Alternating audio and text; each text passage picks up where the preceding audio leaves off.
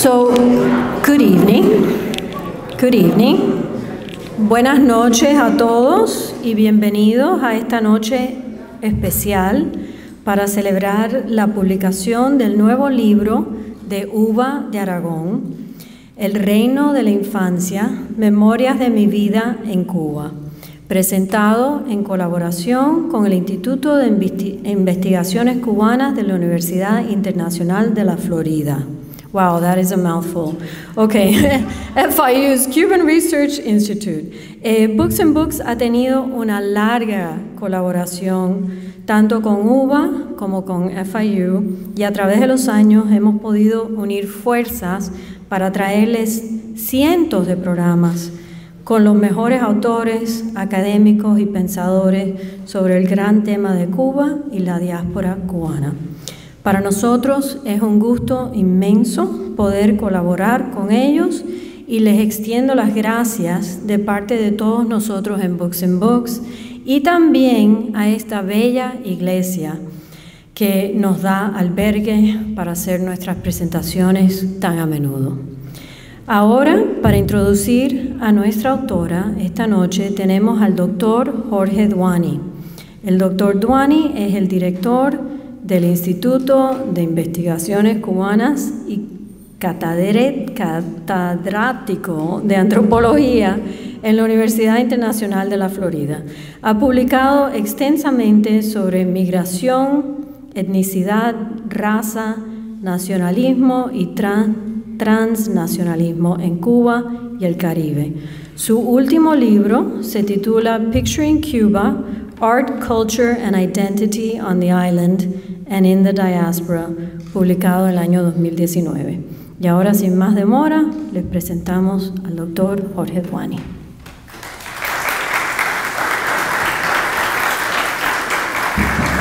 Gracias a Cristina y a Books and Books, así como a la Iglesia Congregacional de Coral Gables, que estamos aquí, por coauspiciar este evento. Y realmente es un verdadero gusto estar en presencia de ustedes después de 2 años de encierros. Este es, creo que, nuestro tercer evento presencial en la librería y ahora aquí, así que esperemos que podamos seguir haciéndolo en el futuro inmediato.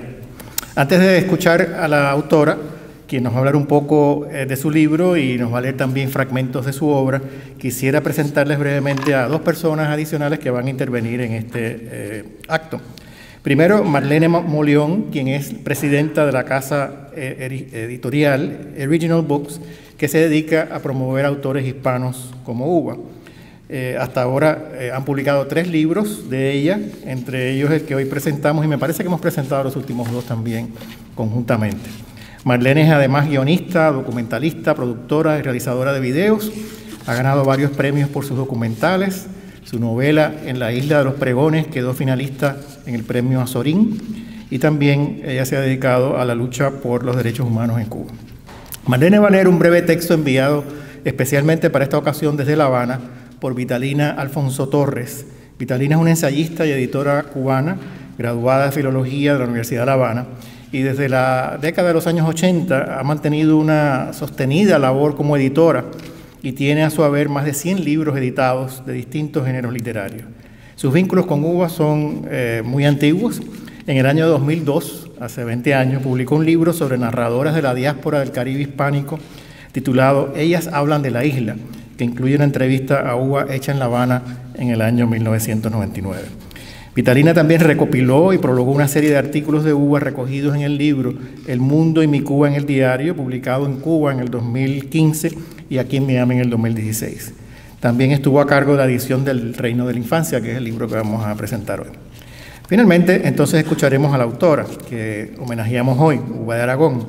Nacida en La Habana, emigró con su familia a los Estados Unidos en el año 59, como ella misma cuenta en las memorias.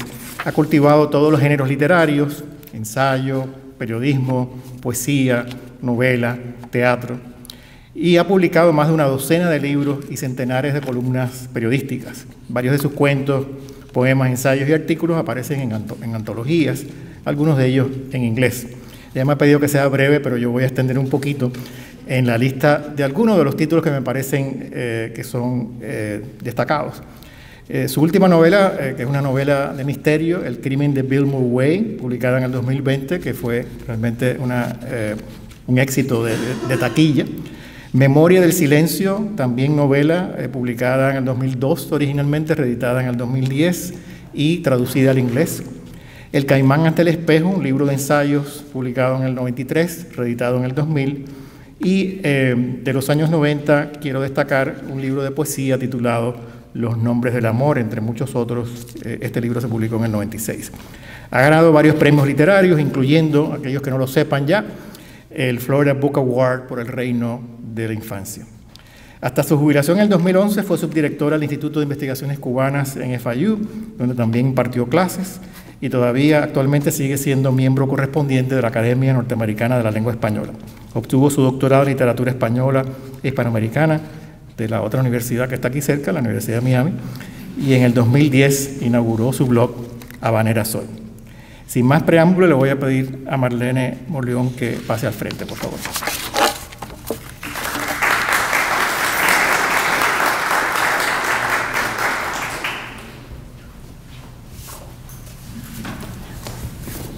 Gracias, Doani, gracias, Uva. Yo le decía a Uva que hay días que uno se siente triste, otros contenta. Hoy yo me siento impostora porque quien debería estar leyendo aquí esto es Vitalina Alfonso y desafortunadamente no puede acompañarnos, así que haré lo mejor posible por leer algo que ella hizo para ustedes. El reino y su luz, Vitalina Alfonso. Ya yo no soy tan sensible como lo era en otro tiempo. La costumbre de las penas me ha robado el sentimiento. Corrían los últimos años 60 y también casi todos los 70. Cada sábado mi madre me calzaba con unas sandalias cómodas, heredadas de la hija de una amiga suya, y me llevaba con ella a las tiendas de la calle Monte. Me cansaba aquella rutina y la obsesión por comprar y comprar lo que encontrase, aunque luego se acumularan en las gavetas de los armarios de nuestra casa como jabones de distintas marcas, pañuelitos bordados de bastante inutilidad o vasos de una cristalería anónima.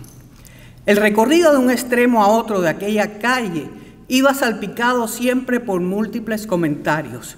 Aquí vendían unas lámparas preciosas. Mira cómo ya se ha descolorido el anuncio de la Casa Fraga. Pero ¿será posible que en este Tencent ya no haya bocaditos de huevo?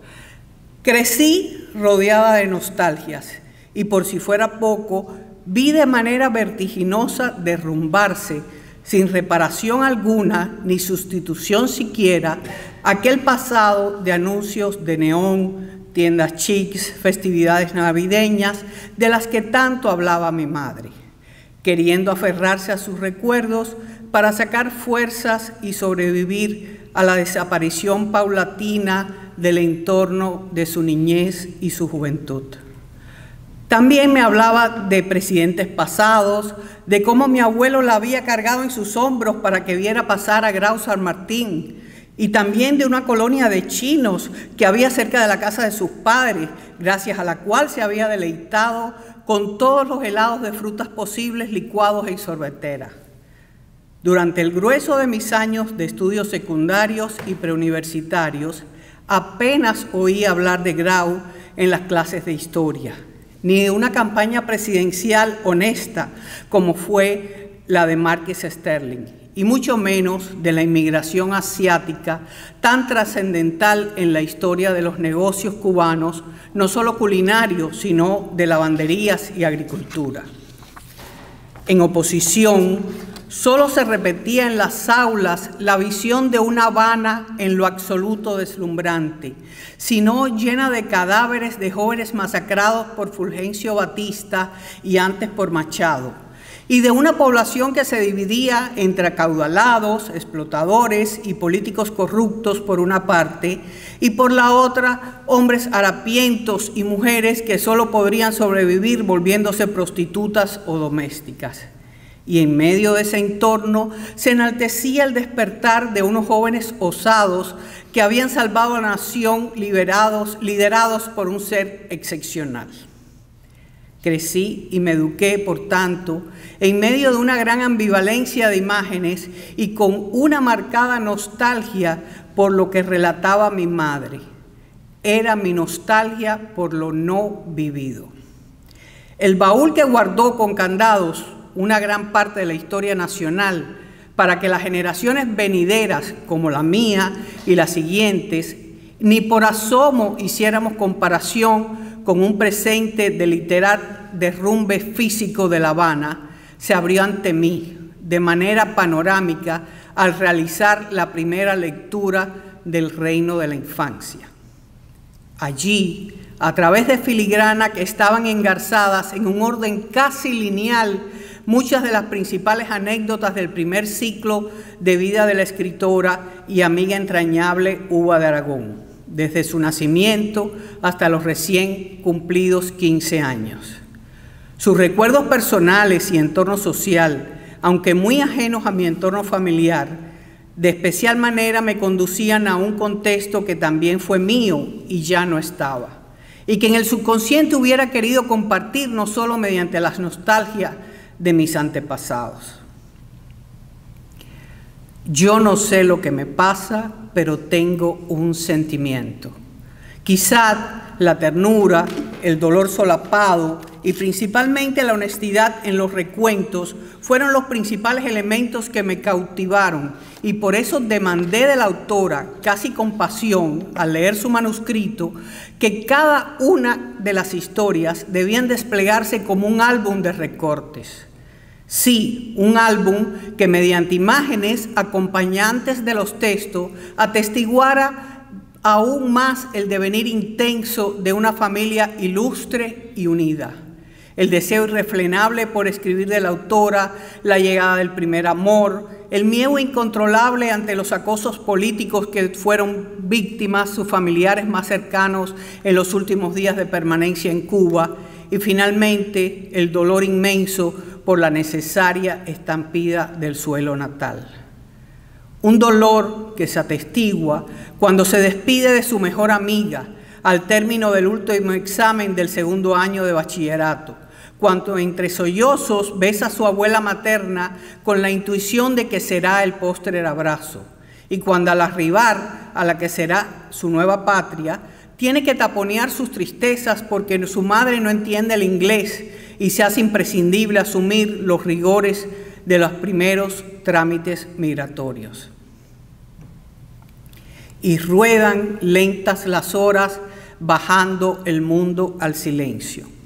El Reino de la Infancia es eso, un álbum hermoso de fragmentos de vida, fragmentos ante los cuales el lector contemporáneo, en edad y experiencias similares a las de la autora, experimentará un proceso de anagnórisis. Otros como yo, e incluso muchos más jóvenes, como lo es la diseñadora que con amor se entregó al embellecimiento gráfico de este libro, hemos sentido que estos fragmentos nos devuelven a un pasado usurpado por las tergiversaciones malintencionadas, es decir, la vida y la historia de la nación en que no solo nacimos, sino en la cual seguimos viviendo.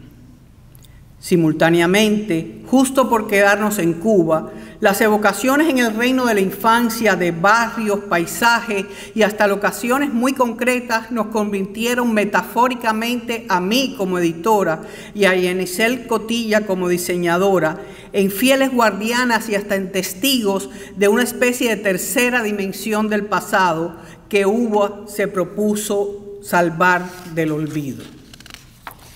De ahí que con alborozo corrimos al encuentro con las vetustas fachadas, verjas y hasta árboles que todavía perviven. Un lente fotográfico se encargó de reactualizar lo necesario para hacer más tangible lo narrado. La amplísima experiencia periodística de la autora favorece con creces esta especie de crónica novelada que también es el Reino de la Infancia. Su lenguaje narrativo cautiva, su léxico es claro y poético a un mismo tiempo. Esto último, sobre todo, en los pasajes donde imperan recordadas actitudes sensoriales, tan de Joyce y Proust, maestros de la literatura que demostraron cómo esas memorias afectivas llegaba al lector la más profunda emoción. Y justo también, por su pericia periodística, la emoción se transmite de manera contenida, pero no por ello alejada de la verosimilitud. La última etapa de la edición del volumen pudimos lograrla mediante prolongados encuentros nocturnos en el ciberespacio. A ello nos obligó no solo el COVID, sino también esta aparente infinitud de más de un poco de 90 millas que ha impedido hacer poco frecuente el compartir un café juntas como buenas amigas. Y mientras trabajábamos, con frecuencia la escuché vibrar de alegría por el rescate de una imagen ilustrativa de la prensa gracias a colaboraciones desinteresadas, o al aceptar mis sugerencias de ampliar más la vastedad de información que ella ya había logrado sintetizar. Y es que si algo singularizó para mí el trabajo editorial del Reino de la Infancia, fue el reconocimiento de que era un libro trascendente, por las experiencias de vidas recogidas, por la capacidad de ir modificando la perspectiva narrativa desde el candor de la niñez hasta la inconformidad y el desasosiego tan clásicos de la adolescencia, y por su mirada ecuménica, que sitúa los conflictos nacionales en el justo lugar que le corresponde. Una especie de enamoramiento a primera vista me embargó, y creo que ese sentimiento tan vivido, que de alguna manera traspasé a la diseñadora al dar los primeros pasos para la maquetación, contribuyó a este feliz término que ahora los aquí presentes pueden apreciar.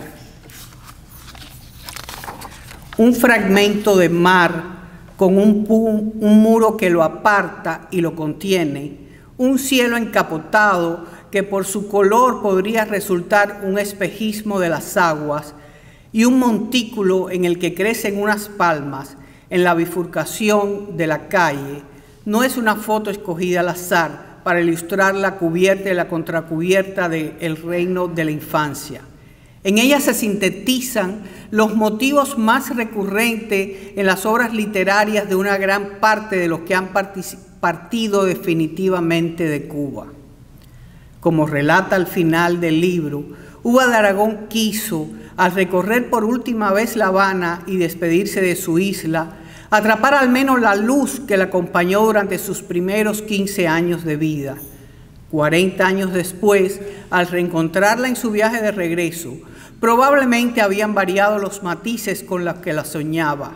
Los archivados en su memoria volvieron a aparecer, de seguro, desempolvando recuerdos, evocando aromas de la niñez y recopilando un sinfín de piezas pequeñísimas para lograr estructurar todo lo que se fracturó de un golpe. He acompañado esta presentación con citas de una hermosísima canción musicalizada por el compositor y letrista cubano de todos los tiempos, Sindo Garay. En ella se hace referencia a las tristezas que entraña la lejanía, a las pérdidas irreparables, a los silencios que ocultan las penas. Otro texto muy conocido de Sindo, en este caso La Tarde, alude también a cómo la acumulación de las penas puede llegar a atropellar, pero también cómo, gracias a una mirada, se puede dejar pasar la luz. Es esa la luz que brilla a lo largo en el reino de la infancia. Ella llegó a mí desde su primera lectura y estoy segura que alcanzará a todos los lectores en cuanto se desplieguen ante ellos sus primeras páginas. Muchas gracias.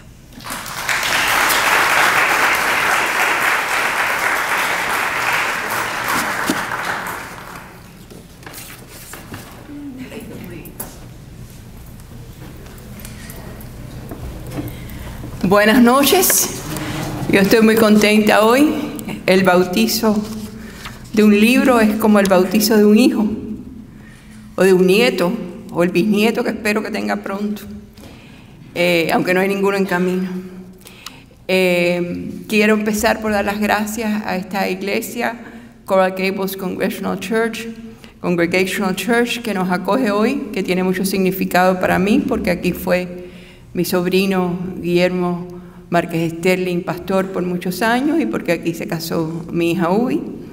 A Cristina Nosti y a Books and Books, que desde hace muchos años acogen las presentaciones de mis libros. A Jorge Duani por esa generosa presentación. Siempre le digo que sea muy corto y él se extiende, pero se lo agradezco.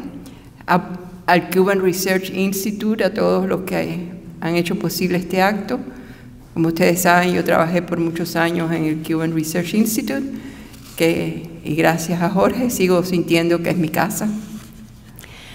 A Marlene Moleón por haber editado, publicado en Original Books mis últimos libros. Y aunque creo que no esté aquí presente, también quiero agradecerle al Gordo Salvat de Ediciones Universal, porque publicó mis primeros libros cuando era menos conocida, o más bien cuando no era conocida y cuando escribía mucho peor que ahora, así que tiene mucho mérito que haya publicado mis primeros libros. Quiero agradecer también a la prensa, especialmente al profesor Sánchez, a Camilo Lore de Mola, por los programas de televisión, y a mi gran amiga y mejor periodista, Olga Connor, por el bello artículo que publicó este domingo sobre mi libro. A todos ustedes por acompañarme, mis hijas, me da mucho gusto que estén aquí, los primos, los compañeros, los colegas y sobre todo los que no me conocen y están aquí por amor a la literatura, que esos son los que tienen más mérito. Yo voy a leerles algunos breves pasajes del libro, como unas especies de sorbos, para que ustedes se hagan una idea de por dónde va, y entonces después podemos abrir a preguntas y respuestas y podremos pues hablar más de cómo se gestó el libro, y etcétera. Los comentarios que he recibido, la curiosidad que ustedes tengan. Naturalmente que los padres son muy importantes en la vida de los niños y de todos los seres humanos. Y yo a mis padres, a mi padre y a mi madre, les dedico a cada uno 2 capítulos, aparte que después aparezcan en muchas otras instancias. El primero que le dedico a cada uno es de ellos antes de conocerse y casarse, y después ya su función de mami y papi. Y este primer breve pasaje es del capítulo sobre mi padre en su función de padre. Mi padre era el doctor Ernesto Aragón, un médico con una brillante carrera médica. De todos los rituales con mi padre, el que evoco con mayor emoción es el juego del león dormido. A veces acostado en la cama, otras recostado en un gran butacón, papi pretendía ser una gran fiera que sostenía en la mano una flor. Por lo general usaba un pañuelo. Debíamos quitárselo sin despertarlo. Cuando hablo de nosotras, es mi hermana Lucía y yo, que éramos 2 años de diferencia. Mi padre se quedaba inmóvil, casi como si estuviera inconsciente. Nosotras nos acercábamos en puntilla, calladitas y nerviosas. A veces podíamos alcanzar los bordes de la tela, pero inevitablemente el león despertaba rugiendo y nos apresaba solo para comernos a besos y abrazos. Los 3 reíamos dichosos. En ocasiones me entristece que no puedo recordar el sonido de la voz de mi padre, aunque sí sus palabras. Sin embargo, nunca he olvidado el tacto de su mano. Aún hoy, a tantos años de su muerte, puedo sentir la mía en la suya cuando cruzábamos la gran avenida para ir a comprar dulces a la Casa Suárez, o para que no me perdiera en la gran multitud del Estadio del Cerro o del Palacio de los Deportes. Era una mano suave y firme que aún hoy sigue guiándome. Sobre el capítulo de mi madre, Hugo Hernández Catá, que nació en Madrid y tuvo una juventud muy interesante, porque su padre, mi abuelo, era el escritor y diplomático Alfonso Hernández Catá, y ella en Madrid conoció a muchos escritores, incluso trabajó en una obra de Lorca, todo eso lo pueden leer en el libro. Pero como madre era muy protectora de mis hermanas y mía, y cuando nos enfermábamos se le unía el cielo con la tierra, nos llevaba a dormir a su cama, que me parecía muy grande, pero era una cama doble que no tiene nada que ver con las queen y king que usamos hoy en día, que no era tan grande. Pero incluso cuando estábamos sanas, recorría 2 o 3 veces en la noche el largo pasillo de su cuarto al nuestro para comprobar que estuviéramos bien. Mucho tiempo después me contaba que se le paraba el corazón cuando creía que no respirábamos y nos tocaba suavemente hasta que nos movíamos. Solo entonces le volvía el alma al cuerpo. Cuando yo tuve a mis hijas la comprendí. Mi madre usaba ropones largos y vaporosos y se cubría la parte superior del cuerpo con una mañanita de la que prendían varias medallitas religiosas que entrechocaba mientras caminaba ligera como un soplo.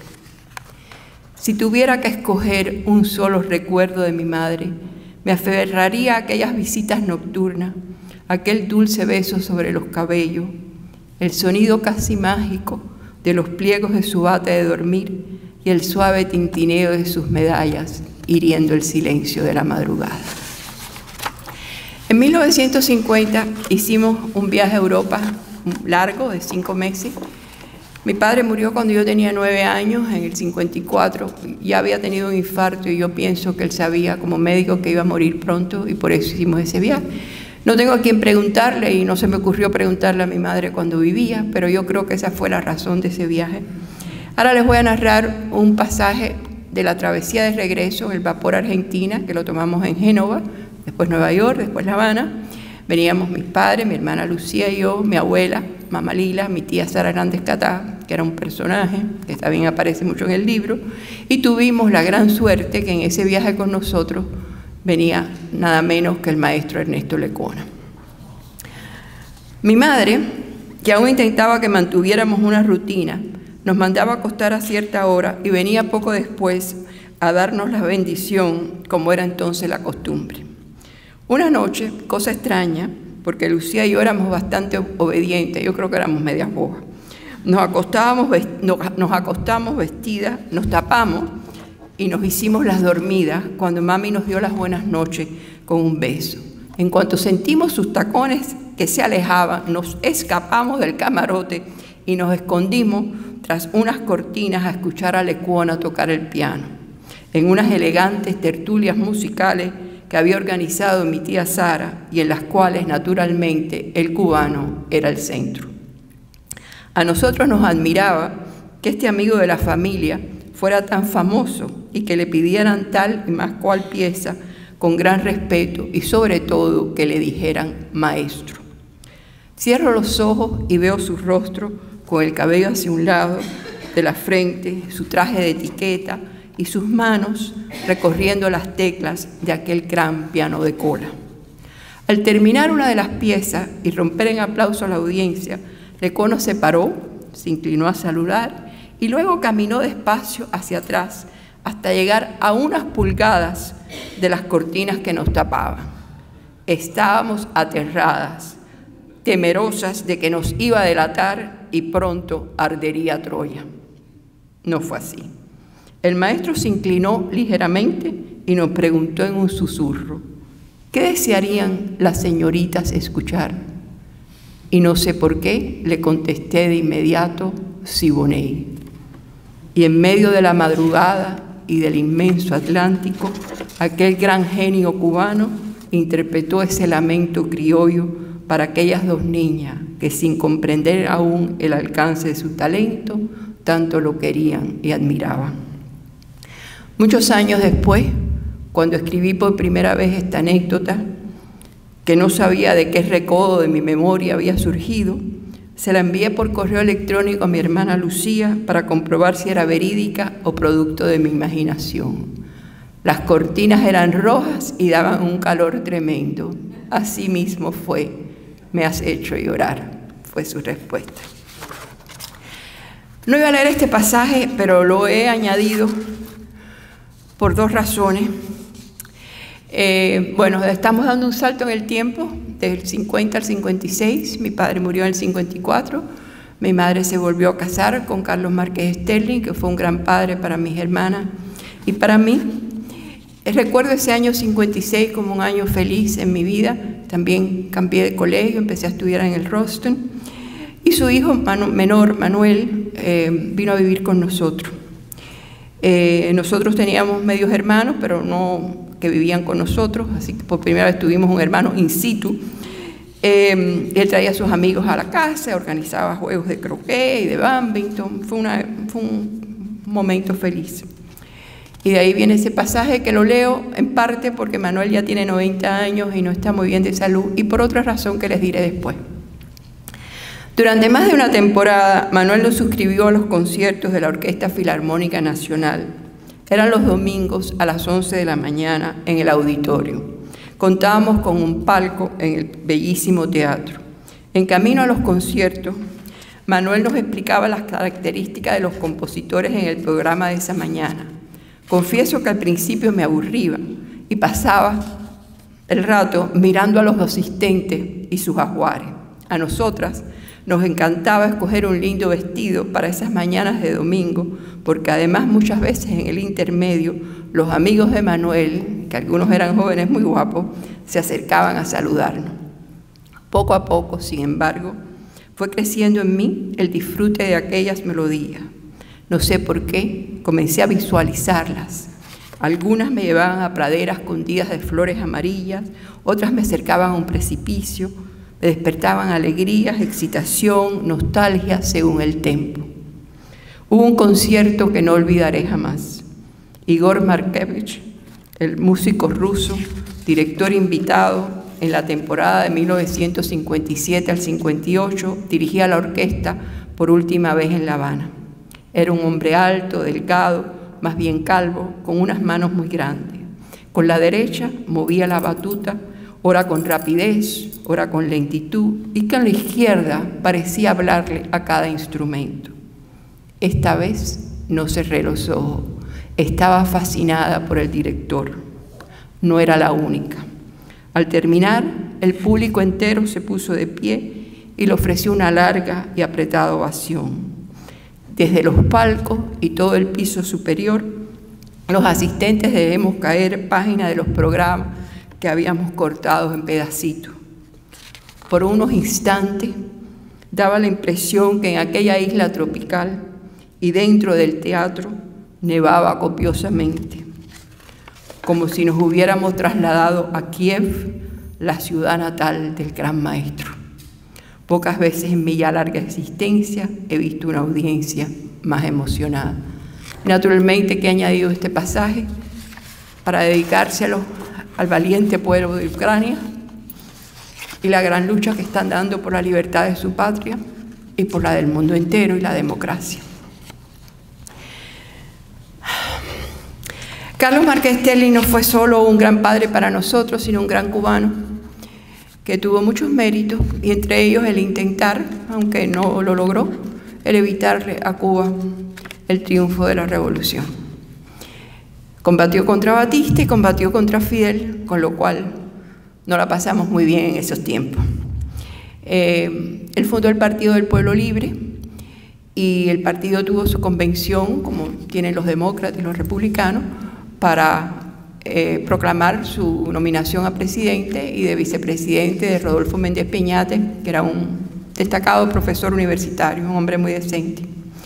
Y en esa convención, que fue en los salones de la Artística Gallega, y aquí está Jorge, mi exmarido y mi gran amigo de toda la vida, que estaba allí, irrumpieron un grupo el 26 de julio y con unas banderolas y dando muertes a las elecciones. Uno de ellos llegó hasta la tribuna y uno de los guardaespaldas de Carlos, que tenían mis padres y en la casa vivíamos con guardaespaldas, logró bajarlo de la tribuna. Llegaron a casa haciendo todos los cuentos y mi hermana y yo naturalmente nos asustamos mucho por el peligro que habían corrido. No eran infundados estos temores. Cuando Carlos se fue a cambiar de ropa, mi madre se dio cuenta que el traje y la camisa que llevaba estaban rajados e incluso él tenía un arañazo en la espalda al nivel de los riñones. El hombre que habían bajado de la tribuna había tratado de apuñalarlo. El plan había sido asesinarlo. Pronto se confirmaron estos temores, pues la policía los apresó. No sé si porque no quería ninguna complicidad con el gobierno de Batista o por temor a represalias mayor del 26 de julio, Carlos prefirió no acusarlo. Los sobresaltos no terminaron ahí. Pocos días después apareció en el portal un paquete sospechoso. Se abrió con precaución. Traía una camisa de cuadros que reconocieron como la que llevaba uno de los asaltantes de la Artística Gallega. Estaba llena de sangre. Venía acompañada de una nota dirigida a Carlos. La sangre de esta víctima caerá sobre tu cabeza. En la convención no hubo ningún muerto y la sangre resultó no ser humana. Pero así vivíamos, de susto en susto. Bueno, si durante la época de Batista vivimos de susto en susto, cuando llegó Fidel fue peor. Y eso lo cuento en el libro y creo que algunas de esos últimos capítulos son de los más interesantes porque creo que cuento cosas que no se han contado antes, porque aunque Carlos escribió de ellas, yo los cuento desde la intimidad del hogar, de cómo lo vivimos en la casa, ¿no? Y creo que eso nadie lo ha escrito antes. Pero yo les voy a leer el último capítulo para terminar del día que me fui de Cuba, y que es el último capítulo del libro, que se llama el capítulo Adiós Cuba. El lunes 13 de julio de 1959, por la mañana temprano, Gabriel, el chofer, me dejó en Ruston Academy. A las 9 debía tomar el examen de Geografía de Cuba del Instituto del Vedado, al que el colegio estaba adscrito. Era la última prueba para terminar el segundo año de bachillerato. Fui la primera en entregarla.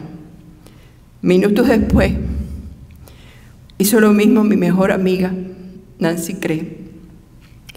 Era la única persona a quien había confiado mi partida. En el baño, sin habernos puesto de acuerdo previamente, intercambiamos regalos. Le di una manilla con mi nombre. Ella me obsequió un disco con el suyo. Aún los dos las conservamos. Perdonen que los dos no lo conservamos porque Nancy murió en el desastre de los edificios de Surfside con sus hijos y otros miembros de su familia. Si no, ella hubiera estado aquí hoy, como estuvo en todas mis presentaciones. La extraño mucho.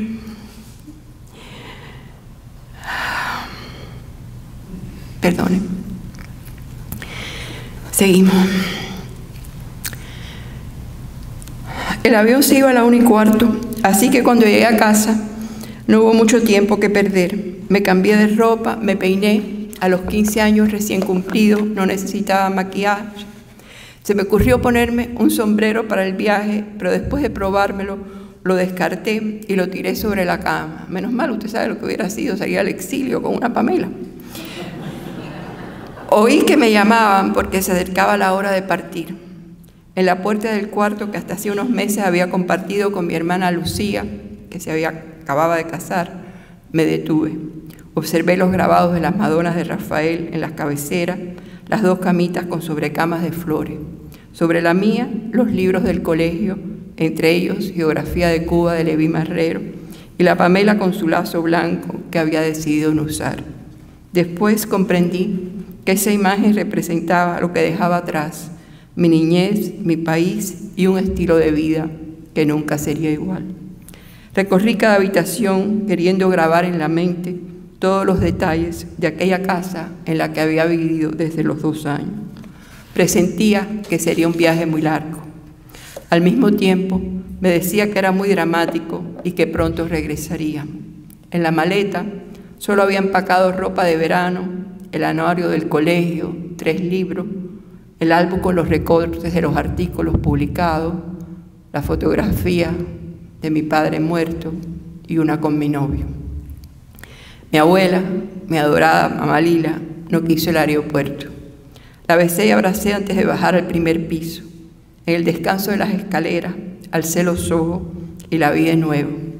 Su mirada gris acero sostuvo la mía. Me sonrió. Las dos contuvimos el llanto. Nunca más nos volveríamos a ver. En la planta baja todo era un ir y venir de personas y maletas. El recorrido por la cocina, el comedor, la biblioteca fue más breve. En la sala, Jorge, mi novio, y yo nos escondimos para darnos el abrazo y los besos de despedida que sabíamos no serían posibles después. Fuimos al aeropuerto en 2 carros. Iba en el piscicorre con Jorge. Apenas hablamos en el camino. Absorbía la vista, las calles, los edificios, los árboles de La Habana. Su luz se quedó grabada en mi retina. Pasarían 4 décadas antes de que regresara. Las despedidas en el aeropuerto fueron breves. No queríamos llamar mucho la atención. Mi madre no había cambiado el nombre en su pasaporte y aparecía como una viuda que viajaba con sus 2 hijas menores. Sin aspavientos ni lágrimas, abracé a mi tía Sara, a mi hermano Bebo, a Lucía, besé a mi novio y también a Gabriel. Mi madre debió hacer lo mismo. Tomé de la mano a mi hermana Gloria, de 7 años, que vestía una saya muy ancha. Se usaban así como una sayuela, creo que le dicen poodle skirt, pobrecita, debía estar de lo más incómoda. Y tenía la carita demacrada, pues estaba convaleciente de una amigdalitis. Las 3 caminamos por la pista hasta el avión. Cuando llegué a lo alto de la escalerilla me viré a ver las palmas, el cielo azul. Respiré profundo, como queriendo llevarme conmigo los aires de la isla. Adiós, Cuba, me dije. Estuve llorando los 60 minutos del vuelo hasta Miami. Atrás quedaba todo lo que había conocido y amaba y el proyecto de vida que desde temprana edad me había trazado.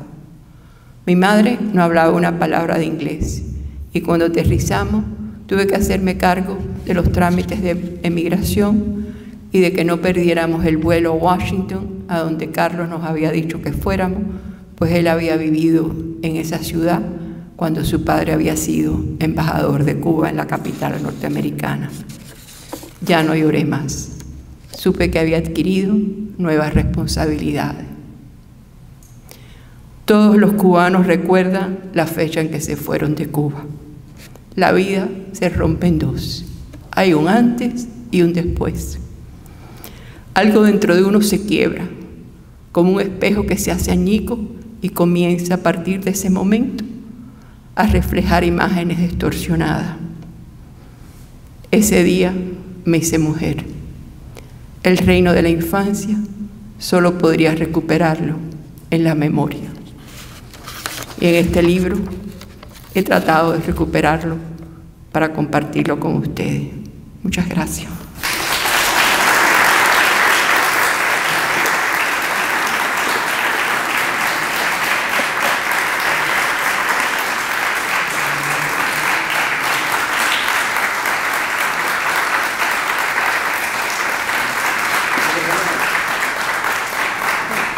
Preguntas las voy a tomar sentada porque me cansa un poquito. No, estoy bien.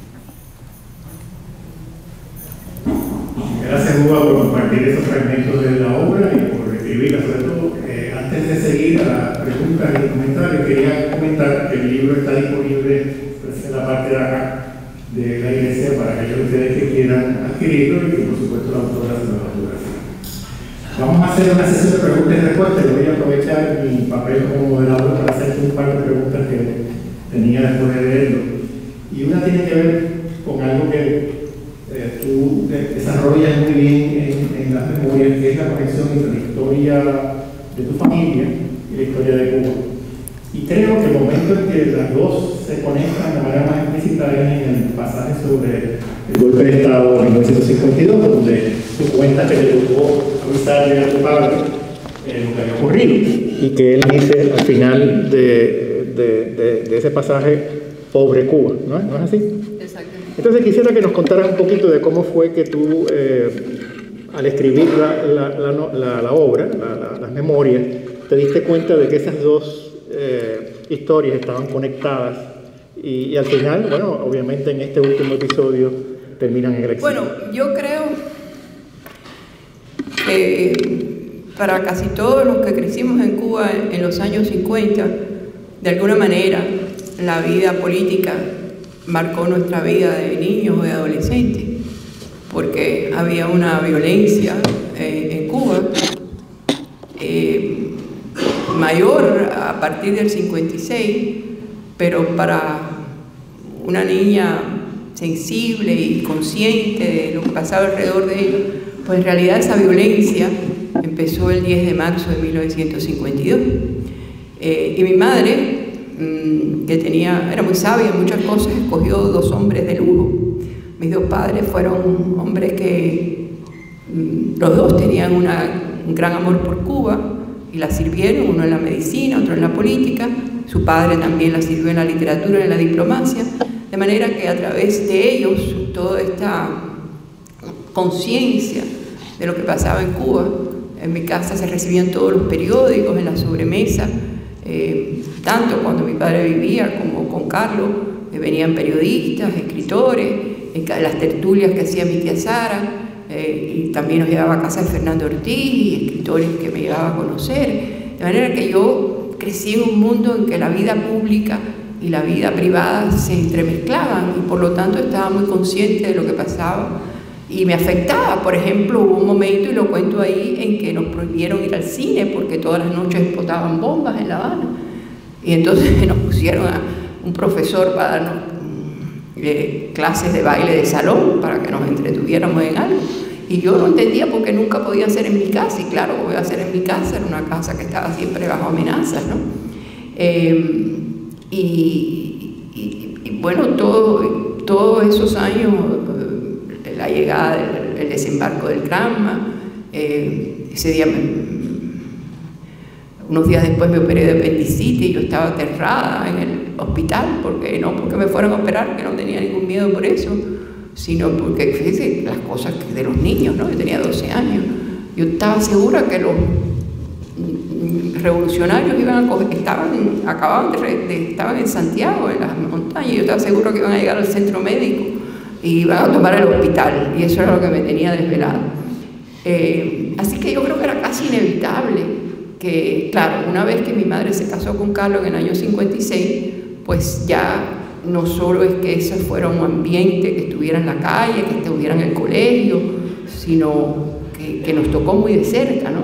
Que lo vivimos muy de cerca. No sé si eso contesta tu pregunta. Si me permites una segunda pregunta, que tiene que ver con el tema de la memoria, porque realmente los detalles que tú recuerdas en este libro son impresionantes. Entonces, obviamente algunas son historias que tú recuerdas de primera mano, otras parecen ser basadas quizás en las evocaciones de las fotografías o las historias que te hizo también, que te confirmó tu hermana Lucía. Entonces, ¿puedes hablar un poquito de cómo fue ese proceso de reconstruir ese pasado tan detallado? Mira, si tú supieras que yo lo digo ahí y lo repito aquí, extraño mucho a mi hermana Lucía, que ella ha venido a todas mis presentaciones, pero por cuestiones de salud esta vez no ha podido venir. Yo lo digo que yo traté de escribir las memorias antes y no pude. Y una de las razones, yo siempre le he leído a ella lo que escribo. Y yo se lo leía y ella me decía, pero no fue así. Y me lo contaba, me le añadía detalles. Hasta que yo, bueno, dejé de escribir el libro. Hasta que, leyendo las memorias de Carlos Alberto Montaner, que él dice que la memoria es selectiva y que uno no lo recuerda todo y que a lo mejor no lo recuerda exactamente igual, pero que si es como uno lo recuerda, eso es válido. Entonces la retomé y le dije, Lucía, aquí va lo que yo me acuerde, no lo que tú te acuerdes. Así que no, todo lo que yo pongo ahí es cosas que yo me acuerdo. Si no me acuerdo, no está ahí. Si es verdad o no es verdad, no sé. Tuvimos una discusión, mi hermana y yo, si el cinturón que usaba Marco Párraga, directora del colegio, era Carmelita o rojo. Hasta que yo le dije, mira, tenía dos. Así que tú lo recuerdas rojo y yo Carmelita, no te preocupes. Y le pregunté a muchas alumnas y cada uno lo recordaba de un color distinto. La memoria es así de selectiva. Y claro, algunas cosas, por ejemplo, un capítulo dedicado a la televisión, ese sí, la verdad que en realidad todo lo que está ahí son cosas que yo recuerdo. Quizás las conversaciones que a través de los años he tenido con mi hermana recordando cosas o con mi madre, pues ha hecho que esos recuerdos sean más presentes. Pero bueno, nada, la memoria es absurda y yo me acuerdo de las cosas más absurdas. A lo mejor no me acuerdo lo que comí ayer y me acuerdo pues exactamente de cómo era mi casa y de dónde estaba cada cuadro. Pero no hay mentiras ahí, todo eso que está ahí fue así. O al menos así yo lo recuerdo. Ok, mi última pregunta y pasamos a la audiencia. Las fotografías que incluiste, que son una parte importante del libro, cuéntanos un poco cómo las fuiste seleccionando, qué papel tenían. Bueno, mira, cuando nosotros salimos no sacamos ni una fotografía de Cuba. Yo saqué la de mi padre, como digo, y una con Jorge, que éramos novios, y más nada, pues, y por ropa de verano pensábamos que volvíamos. Yo pensaba que volvía pronto y no se sacaban tantas fotos como ahora. Las que tengo de mi infancia y adolescencia las fui recuperando a través de miembros de la familia que me las fueron mandando. Cuando yo fui a Cuba, mi prima que vive allá vivía con mi abuela. Entonces, claro, la familia siempre a las abuelas le dan fotos de los niños, entonces ella tenía alguna. Mi hermana Lucía, que salió un poco después que yo, tenía otra. Y así yo fui recuperando algunas de grupos de familia.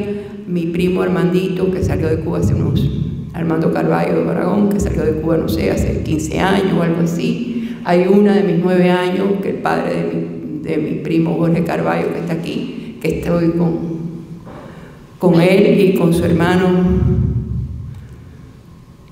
Perdonen, es otro momento difícil. Con su hermano César Eduardo, que murió en la guerra de Vietnam, y hoy precisamente es el día de recordar a esos veteranos. Pues su padre fue quien me dio esa foto. Así que las fotos las fui recuperando a través de los años, pero para Vitalina no era bastante. Ella quería más o no tenían bastante resolución. También debo agradecer a Richard Muñoz, que fue quien en Cuba, quien arregló la foto. Y yo no estoy muy segura si en las gracias olvidé lo más importante, que fue agradecerle a Vitalina y a Alfonso y a Elisel Cotilla el extraordinario trabajo de edición y de diseño. Este libro no sería lo que es sin ellas, porque en realidad, como ella lo cuenta ahí, me exigían, ¿no?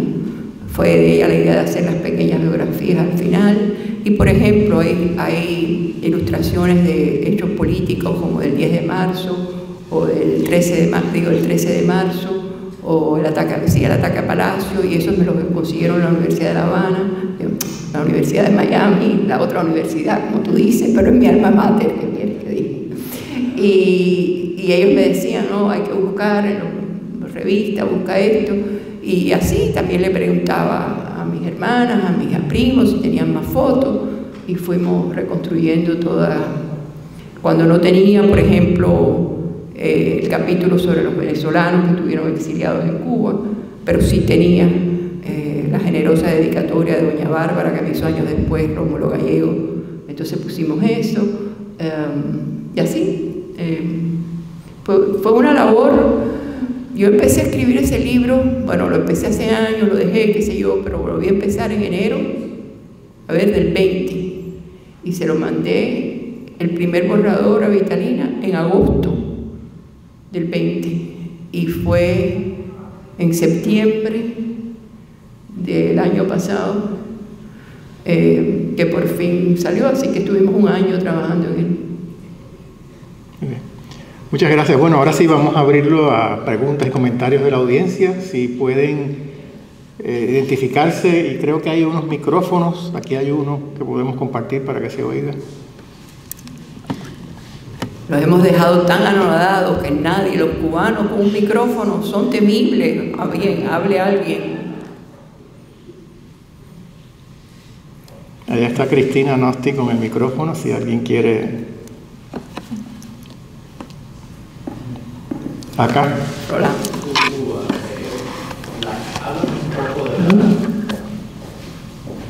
Háblanos un poco de la carta que te envía el miembro de la Real Academia Cubana, que está llena de ortografías y le faltan 40 acentos a la carta. Pero él la corrige con una tinta azul. Pero no porque todo. Ah, bueno, puede ser. No, a lo mejor yo no me hago ni cuenta. Bueno, desde ahí se oye si yo hablo desde ahí porque estoy un poco cansada de estar de pie. A ver. Esto no está. Yo... ¿Me oyen bien? Sí.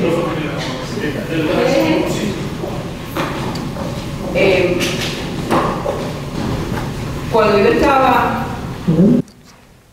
estaba en primer año de bachillerato en el Roston, contrario a cuando estuve en la primera enseñanza, que era una niña tímida y qué sé yo, como que florecí. Y quizás, no sé si fue la pubertad, si fue el matrimonio de mi madre, que la casa que antes tan triste se llenó de gente y de alegría. No sé si fue un colegio distinto que daba mucha cabida a compartir con los profesores. Y la profesora de español estaba enseñando los acentos diacríticos, que como ustedes saben son los acentos que se usan para diferenciar dos palabras que tienen distinto uso. Y yo le pregunté si había un acento diacrítico para diferenciar el di de dar, como te di las llaves, el di de decir, como di la verdad. Y ella me dijo que no. Y yo le dije, pues lo debía haber. Pues no. Y la pobre maestra, cansada de esta estudiante impertinente, me dijo, pues escríbale a la Academia Real. Y yo, ni corta ni perezosa, les escribí. Entonces, unos días después, vino a comer a mi casa. Unos días después recibí una carta, que es la que tú te refieres, de Chacón y Calvo, diciéndome que le iban a dar lectura a mi carta en la academia. Yo parece, porque yo tengo su carta, pero no tengo la mía original. A lo mejor no le hice copia, no había Xerox y yo no tendría papel de carbón, no sé. Él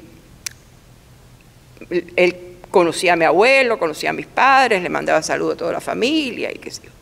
Y bueno, yo le llevé la carta a la maestra, que le pareció muy bien, pero en realidad la carta no zanjaba la discusión, ¿no?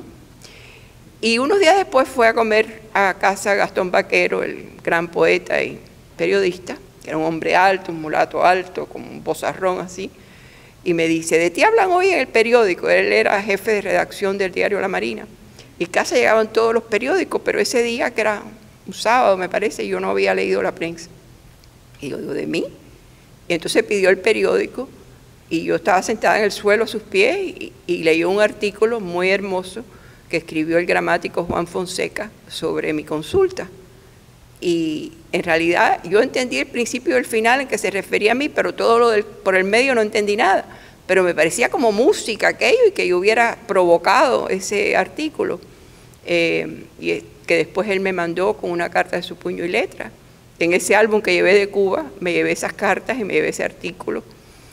Muchos años después, cuando yo estudié en la otra universidad, mi doctorado, y tomé un curso sobre historia del lenguaje, y releí ese artículo, fíjese que pasaron años, fue que lo entendí, y me eché a llorar, porque es un artículo tan bello, y haber provocado en un hombre que nunca más he sabido de él, vaya, esa reacción y ese artículo tan largo, pues, fue una gran recompensa. Este es el cuento. Los dos se escriben sin acento a pesar de mi pataleta. Sí.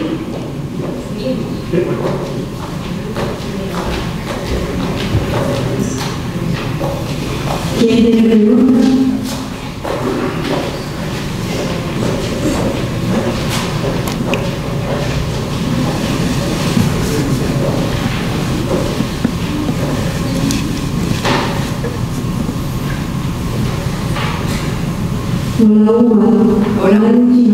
Hola, mi amor. Gracias por venir. ¿Cómo no?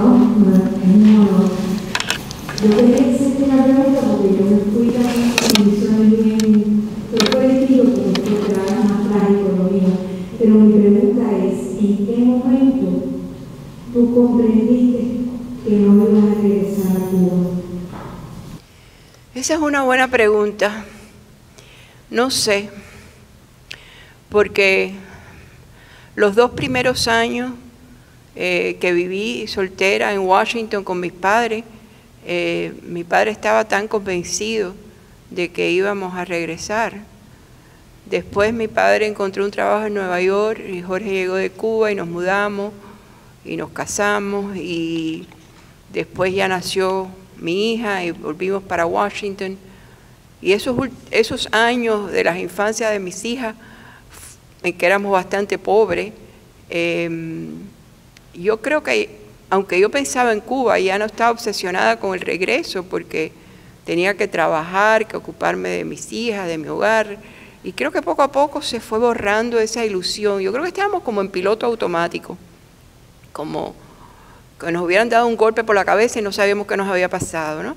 Porque en realidad mi hermana y yo tuvimos una infancia muy protegida, y de un día para otro nuestra vida cambió totalmente, y todavía los primeros 2 años, bajo la protección de mis padres, estudiando todavía el high school, quizás y pensando que íbamos a regresar pronto.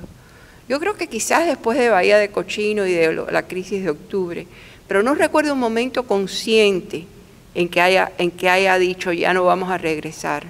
Yo creo que fue un proceso paulatino que indudablemente pues vino después de la crisis de octubre, pero no ese día, sino paulatinamente los meses o años después.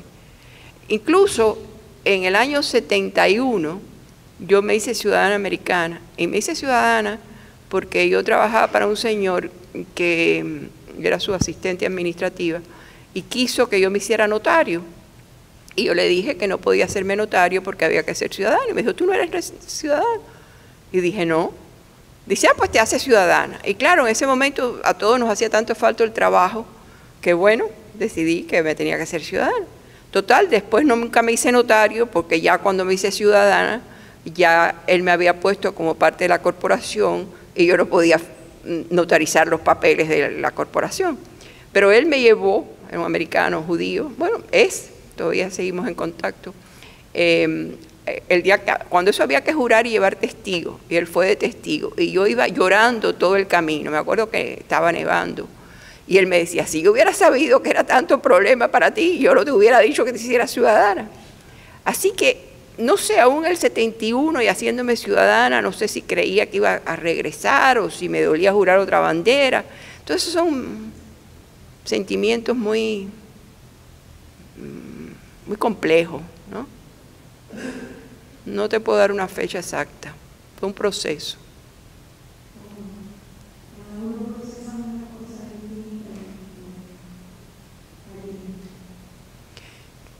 Creo que mi jefe allí tiene una pregunta. Hola, Lisandro. Hemos hablado de todo, pero creo que sería de interés para mí también de tu decisión de escribir en español. O sea, sabemos por lo que nos has dicho que llegaste a los 15 años, fuiste el colegio mexicano en Cuba, pero hiciste una decisión de escribir en español. ¿Puedes hablar un poquito? Sí, y fue una decisión, ahí sí me acuerdo el día, no la fecha, pero sí el momento. Cuando los primeros años que yo estuve aquí, cuando estaba en el high school y los primeros años en Nueva York, escribí en inglés. Incluso empecé a escribir una novela que escribí como 100 páginas y publiqué algunas cositas en el periódico del colegio donde terminé el high school aquí. Mandaba una columna al Rostron, que estuvo un año más abierto, una columna mensual en español, y escribía una para el periódico del colegio en Washington. Y escribía en inglés porque los amigos que tenían eran americanos y uno siempre de alguna manera quiere que te lean, aunque sea que tú le des a alguien lo que has escrito y compartirlo con alguien, etc. Pero en un momento dado me di cuenta que yo escribía dentro de una tradición. Yo vengo de una familia de escritores por parte materna, no solo mi abuelo Alfonso Hernández Cadá, mi tío abuelo Alberto Insúa, mi bisabuelo al que le doy mi nombre, Waldo Álvarez Insúa, toda una serie de Saras, que no son tan buenas escritoras, pero que todas publicaron, mi tía Sara Hernández Cadá, que era periodista. O sea, hay como, por vía materna, por lo menos como 10 o 12 escritores. Pero claro, el que más influyó en mi vida fue mi abuelo, que ahí está en el libro, los cuentos que me hacía mi abuela sobre él, y cuando por primera vez leí su obra, y a él le dediqué mi tesis. Pero bueno, mucho antes de eso, una madrugada que me había desvelado, y que había publicado un artículo en el diario Las Américas, y que había tenido muchos comentarios positivos. Y entonces yo me di cuenta que había un nexo muy íntimo entre escribir, entre sentir como cubana y escribir en español. Y si yo no podía regresar, que por lo menos regresaran mis libros.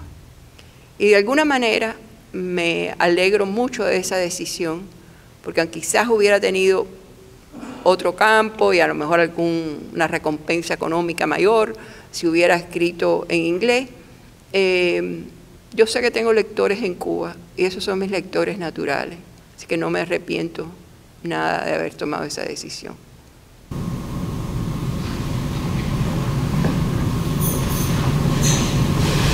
Hay una pregunta por acá. Carmelo tiene una pregunta por acá. Sí.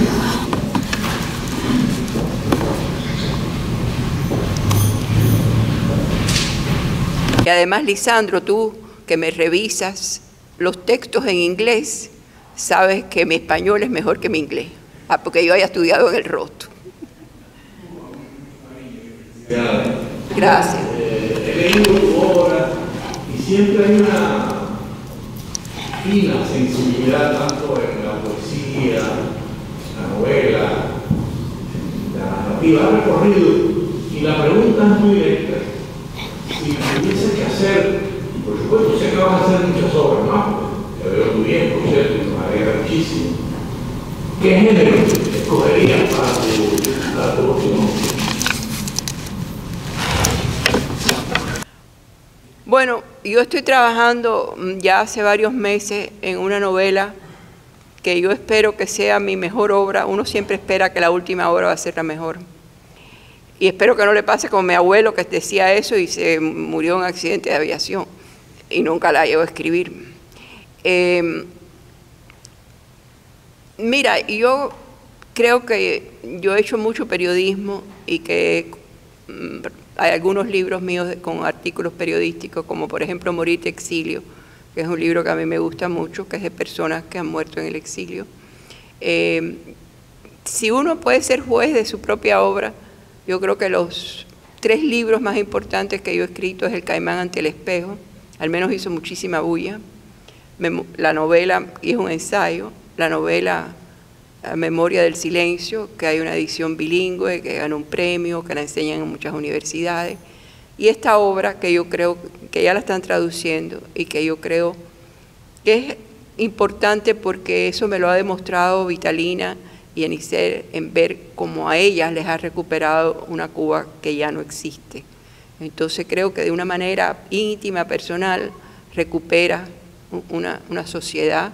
También Olga lo dice en su artículo, que a través de la literatura hay estudios sociológicos de las sociedades.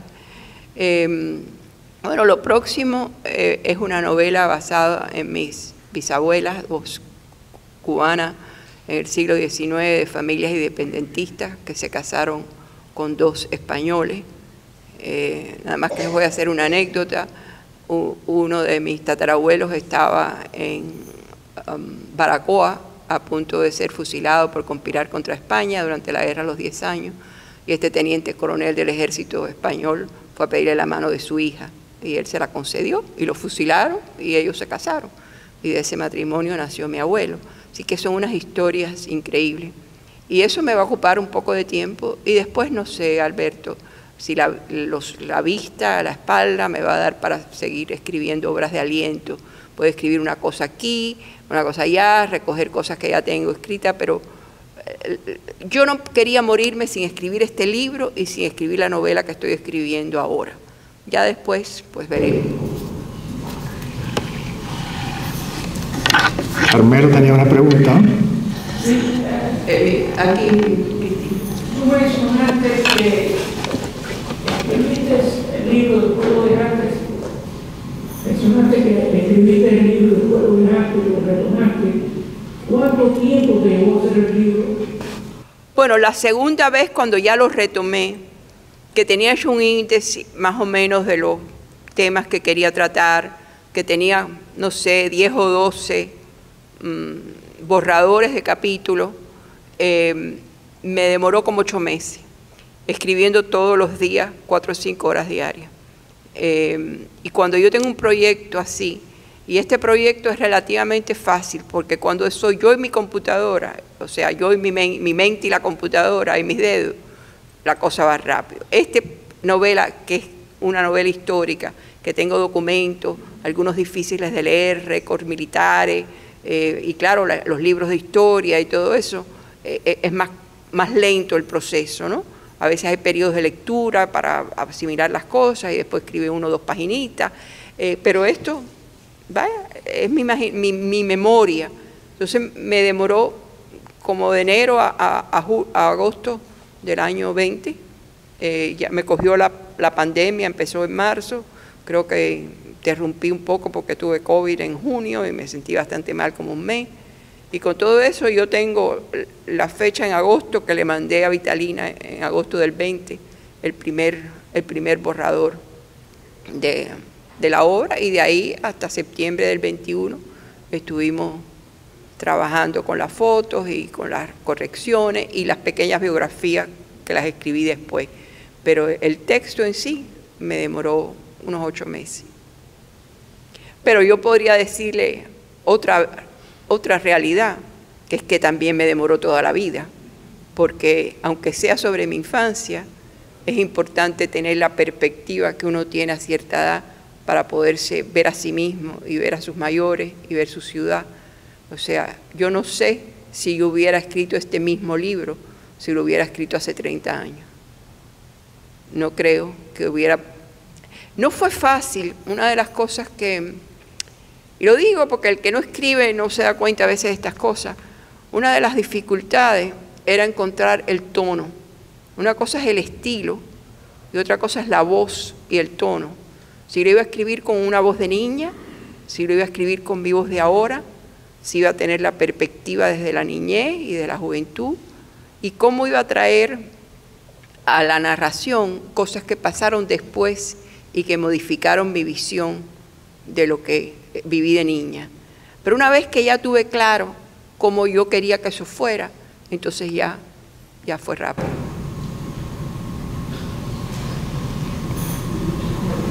Felicidades, Uva. Quisiera saber, ¿qué fue? Usted se fue a los 15 años y regresa 40 años más tarde. Esa es la voz de María. María fue una de mis mejores alumnas. Perdona.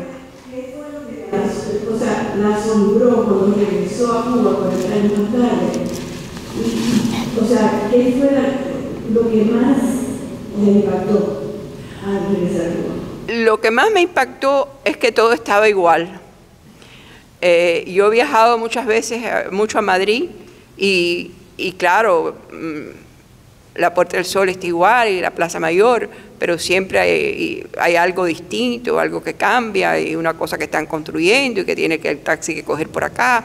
He viajado mucho a Nueva York pues hay un edificio nuevo, pero cuando viajé a La Habana, todo era tan igual. En mi segundo o tercer viaje, mi hija fue conmigo y alquilamos un coche para ir a Varadero, y se daba lo mismo si lo cogía por 2 días que por uno, porque por uno había que pagar millas y por 2 no, y entonces salía económicamente lo mismo, y yo lo cogí por 2 días. Y el segundo día, por primera vez en la vida, manejé en La Habana, porque como me fui a los 15 años nunca había manejado.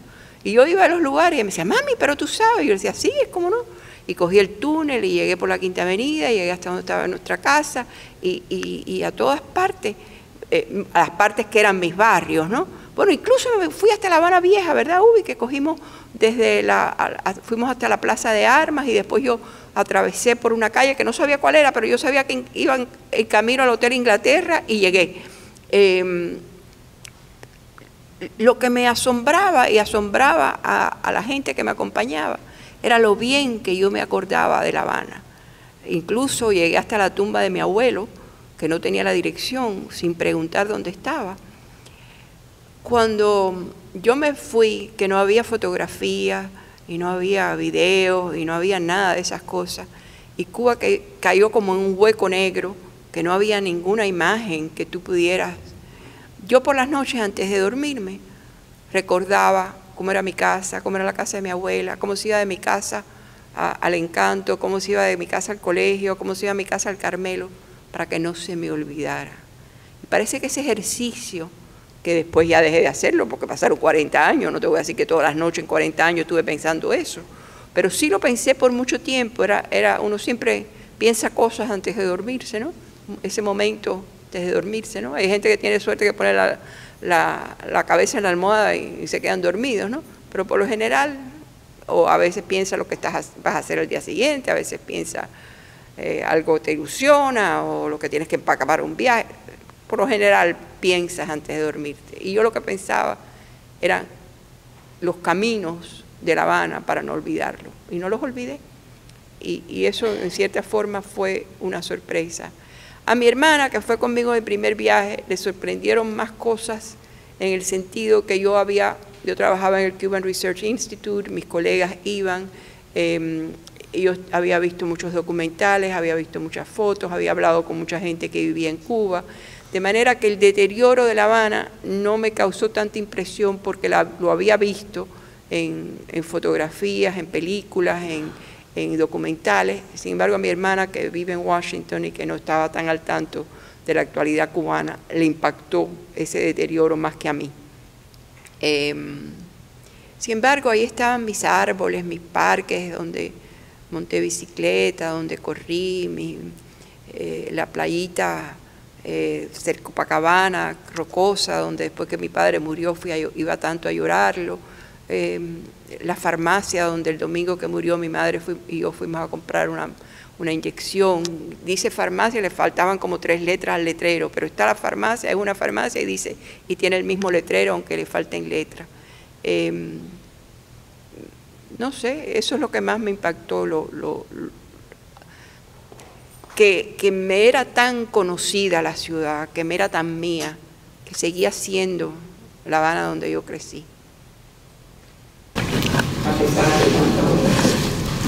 No sé si habrá alguna otra pregunta urgente antes de cerrar. Si no, pues entonces les agradecemos a todos su asistencia y les recuerdo otra vez que la autora va a estar disponible para autografiar el libro. Muchísimas gracias. Buenas noches.